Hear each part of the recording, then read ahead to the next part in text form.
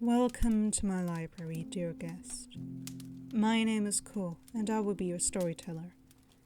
Lean back and relax as I read to you today's story, titled, That Guy Thinks His PC Should Be OP Because He Said So, Part 2, by the author C14693.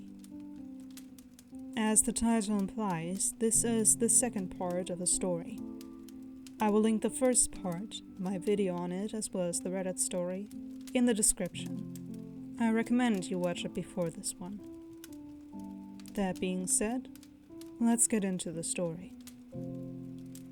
The DM for the party is pretty generous in homebrew content, if it can be done with ingenuity and uses 5e mechanics, i.e. costly components and high skill checks.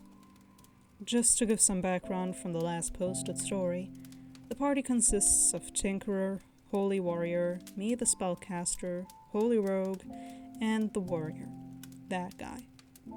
Each member was allowed to have one magic item / homebrew content at character creation. Tinkerer opted out because Tinkerer can just make them as the story progresses.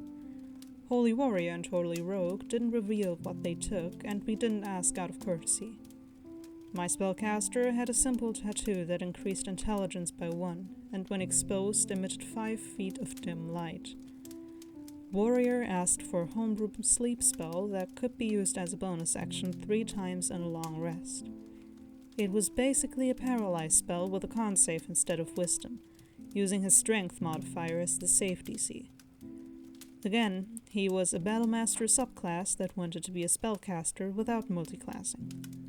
For the story, his concept will come into play a lot.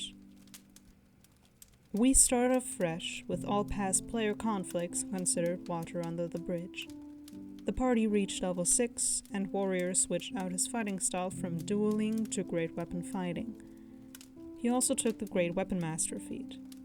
Again, to reiterate, Tinkerer and I suggested he do this at level 6 several days ago, and he fought it saying, and I quote, "Feats make warriors suck." After now reading what the feat does, the revelation hit him that feats, in general, are actually good for warriors who are a one-and-done frontline class.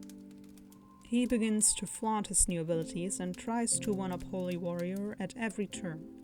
He even begins to target Tinkerer with some in-game pranks that become a back and forth over the course of several sessions. The party comes upon information about Warrior's long-lost friend he was looking for as part of his backstory arc. We follow the trail to some ruins, where after dungeon diving, fighting, and clawing our way to a near TPK, we find this NPC. Except it isn't who Warrior thought he was, but a necromancer that now possessed the body of Warrior's backstory friend. The necromancer agrees to free his hold of his NPC friend if we would venture into another material plane where a corrupt entity had swallowed all life. The goal was to find one of this entity's avatar's form, kill it, and retrieve its heart. The party agreed in-game, but out of game there were mixed feelings, and it was counterproductive to our mission. On a side note, this entity that swallowed that material plane was also present in ours, and the BBEG of the campaign. It was in the process of attempting to do the same to our home world. Despite this, we would only be losing precious time in our original mission of retrieving artifacts that would help banish this entity by going on this side mission. The necromancer sends us to this world via the planeshift spell. He also gives the party a magic stone that would planeshift the party back once we had the heart. We came upon a wasteland of a world covered in complete darkness. The only existence in this world were corrupt undead and shadow demons, pawns of this world's swallowing entity. We come across a city that appeared to be the last bastion of civilization, but it all turns out to be an illusion and hoaxed players upon the party by the BBEG. We fight one of its minions who appear to be a challenge rating of 12 versus our party of level 6s. Needless to say, we easily curb stomp it via lucky rolls, flanking, and carefully timed spells, i.e. my spellcaster's successful use of Tasha's Mind Whip 3 times, and 2 counterspells cast subtly, metamagic adept feat. This entity also boasted the ability to cast Counterspell and Vampiric Touch, but was never allowed to do so. It died within 4 rounds before the DM even had time to make the party worried about facing a CR12 creature. It then became apparent that this creature had a ring which was specifically made for Warrior. In fact, it was his homebrew magic item he boasted of having been something he worked on. Our game was effectively his testing ground for magic items. He, as a player, would be producing and planning on publishing as third-party content for D&D. He often called himself an expert on all things D&D 5e and master game designer of TTRPGs. I'm not joking when I say he would post his content in chat and brag about how awesome his creations were. He wanted us to rub his ego and blow smoke up his bum. Oftentimes we found flaws in his content and said it wasn't balanced well for 5e rules. What he considered rare magic items were in fact on par with legendary and artifact ranked items. The ring we found on BBG's minion was one such item. It was a magic ring with the capabilities of a ring of spell storing, any spell up to level 5, 3 spells permanently, I might add, that didn't have concentration or costly spell components beyond 300 gold pieces. How convenient for later use of Revivify. It also had the Trickster Rogue's spell-stealing ability, while utilizing his strength modifier plus proficiency bonus plus 8 as his spell save DC. The ring even had the ability to quicken a spell once per long rest. It was effectively a way to turn his Battlemaster into a spellslinger without multiclassing. The DM allowed this because he told Warrior privately that this item would need to be earned, not rewarded freely. He failed to foresee his bad rolls and our lucky rolls leading to the ring to be easily won. In-game, Warrior asks my spellcaster to identify the ring, and I do so, not realizing what it was. Once revealed, he instantly claimed it and began bragging about just how OP he was finally becoming, and that he could do everything the party could do now, minus sneaking like Rogue. He began perusing the player's handbook for spells he could steal later from unsuspecting magic stores. I study the item's magic abilities, and it dawns on me that the ring was not functioning correctly. It had a Vampiric Touch spell which required concentration. Warrior turned to me and literally asked what concentration was. I was not surprised by this question because, as seen in the previous story, Warrior was not actually an expert of 5e rules. I explained that concentration spells are spells that are active for a set time and would require the caster to make concentration checks or constitution saving throws to maintain those spells when taking damage. A single caster can only have one concentration spell up at a time. The light bulb went off in his head, and he exclaimed the thought of concentration required intelligence checks, and begins to look at the kind of spells he could steal/learn. Again, I said that it would be impossible since the magic properties of the ring set no concentration spells. He gets defensive and states it's his magic ring he created. He should be able to do what he likes by retconning this property. After some back and forth, DM allows it for the sake of the party not falling out again, and he's smug about it. In-game, we long rest and he has Warrior ask my spellcaster to look at his spellbook.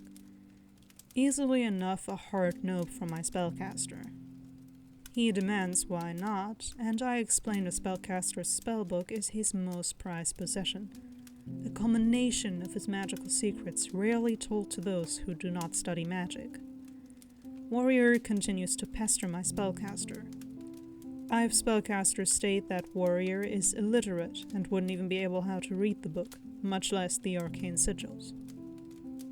The party intervenes and suggests spellcaster at least show the warrior the enlarge reduce spell, so that the spellcaster wouldn't have to waste concentration on making the front lines big.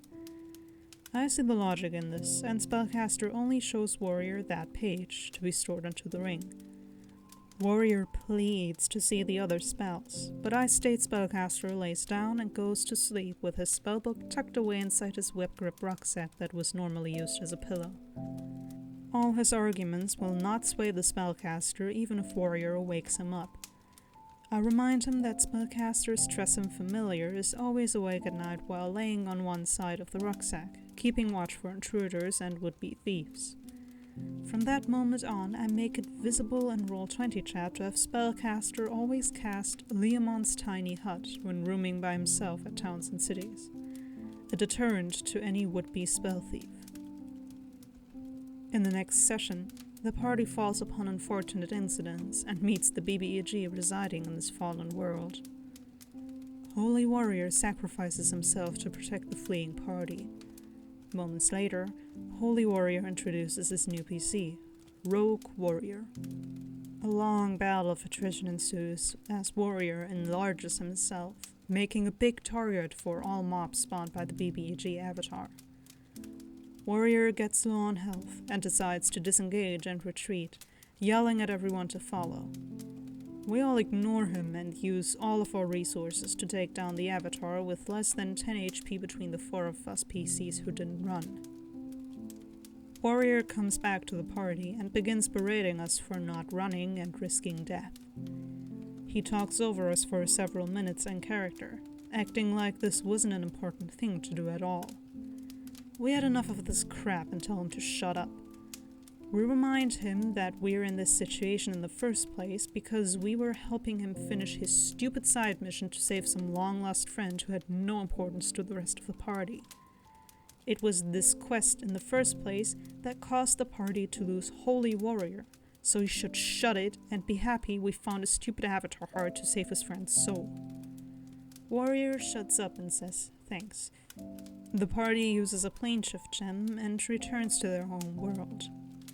We finish Warrior's side quest and call it a night. After several sessions, there was an argument in the Discord chat between Holy Warrior / Rogue Warrior and Warrior. What started this was that Warrior had watched some YouTube clip where a D&D enthusiast complained about Counterspell being game-breaking. Warrior agreed with the YouTuber and wrote in chat that if he started DMing, he'd ban Counterspell, calling it disruptive to combat progression. He would rather replace it with a once-a-long rest ability all spellcasters would be able to utilize. It would be a contested magic casting ability to disrupt spells. Holy Warrior pointed out Counterspell was a spell only for certain magic classes to have, and it was meant to be disruptive. It's literally in the spell description. He is made aware of the fact that Counterspell has been tested and edited many times before being an official 5e spell. The point of overall combat was to disrupt the enemy in the first place, so his argument made no sense about combat progression. As a reminder, Warrior was a Battlemaster subclass.